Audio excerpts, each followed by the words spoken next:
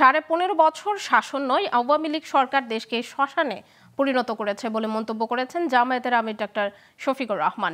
সোমবার রাতে রংপুরের পাগলাপীর বাজারে পথসভায় তিনি এ মন্তব্য করেন। তিনি বলেন, আওয়ামী লীগ জনগণের হক নষ্ট করেছে। এদেশের জনগণ একদিন আওয়ামী লীগের বিচার করবে। তিনি আরো বলেন, হাসিনা পালিয়ে গিয়ে দেশের মানুষকে শান্তি দিচ্ছে না, কিন্তু এ দেশের মানুষ ঐক্যবদ্ধ, কোনো ষড়যন্ত্রে কাজ হবে না। এ সময় জামায়াতের কেন্দ্রীয় নেতা এটিএম আজহারের মুক্তি দাবি জানান তিনি। 53টি বছর জাতিকে বিভক্ত করে মুক্তিযুদ্ধের চেতনার নামে জাতিকে মুখোমুখি করে রাখা হয়েছিল। আমরা চাঁদাবাজি করব না, এখনো করি না এবং আগামীতে কাউকে করতেও দেব না।